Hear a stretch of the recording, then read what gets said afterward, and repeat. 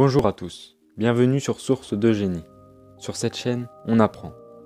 Aujourd'hui, on va voir ensemble le parcours d'un businessman, et pas n'importe lequel, puisqu'il s'agit du plus grand du continent africain.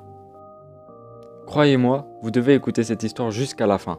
Aliko Dangote n'a pas choisi la facilité, son histoire vaut le détour. Aliko Dangote est né le 10 avril 1957 à Kano, au nord du Nigeria. Avant de commencer, voyons le cadre familial d'Aliko Dangote lors de son enfance.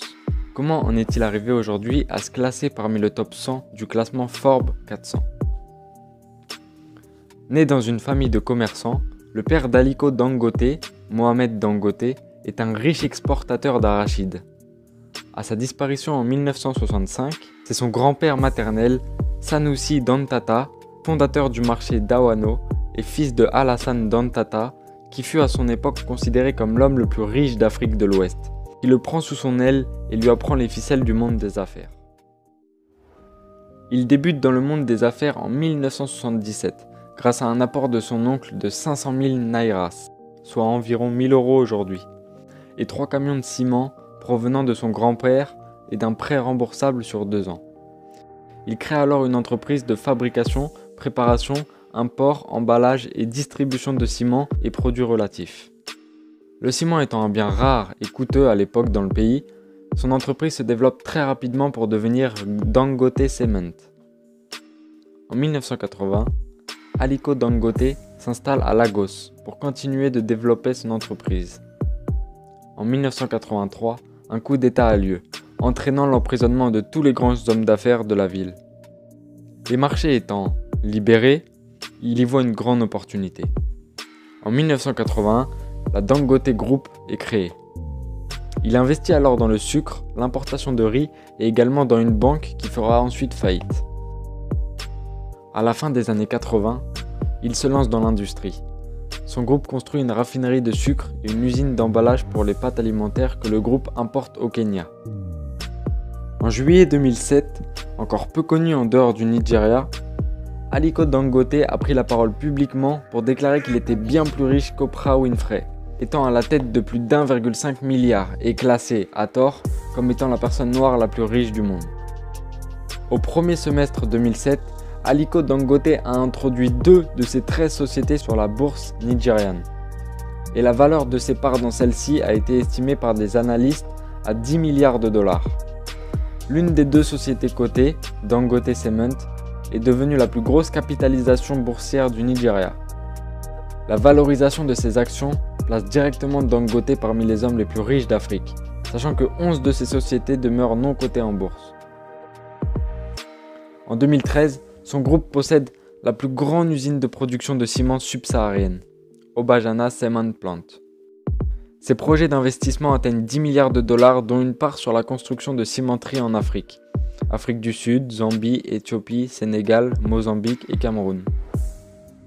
En 2013, avec un conglomérat de banques, l'homme d'affaires investit dans la construction d'une nouvelle raffinerie de pétrole d'une capacité de 400 000 barils par jour, pour un coût total de 8 milliards de dollars.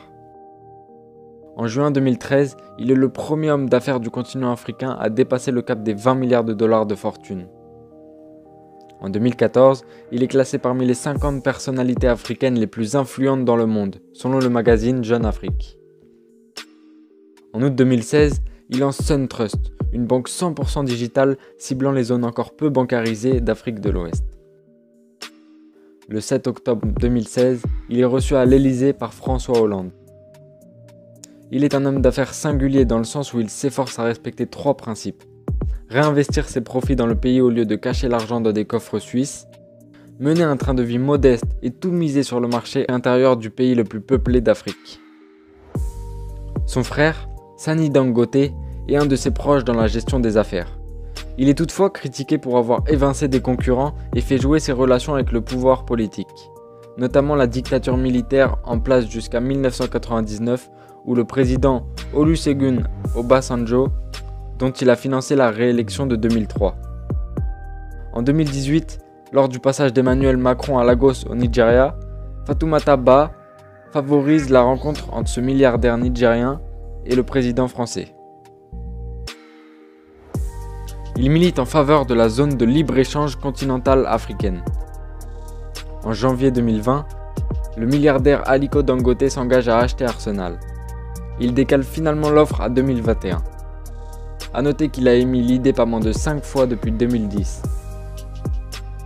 En 2018, il est classé à la 100e place du classement Forbes des plus riches milliardaires, avec une fortune évaluée à 14,1 milliards de dollars. Sa fortune grimpe à 16,8 milliards de dollars au cours des 6 premiers mois de l'année 2019. Rappelons qu'il a effectué ses remarquables résultats sans toucher au pétrole. Il a su saisir les occasions lorsqu'elles se présentaient et maintenir ses entreprises en croissance tout en développant de nouvelles idées qui se transformeront sûrement en futur business.